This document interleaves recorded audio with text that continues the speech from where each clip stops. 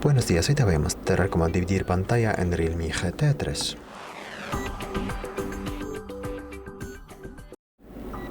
Para eso abrimos una de las aplicaciones que tenga esta opción, por ejemplo, mensajes, porque no todas las aplicaciones del dispositivo tienen esta función. Luego pulsamos esta tecla, es la tecla que abre las aplicaciones en uso. Si usas gestos hay que simplemente deslizar el dedo hacia arriba para ver esto. Luego pulsamos el icono de la aplicación y de aquí seleccionamos pantalla dividida. Luego abrimos otra aplicación, por ejemplo fotografías, y ya está. Ya se pueden usar ambas aplicaciones a la vez. Si quieres salir del modo pantalla dividida hay que mantener presionado aquí en el centro y ahora maximizar una de las aplicaciones de esta manera y ya es todo.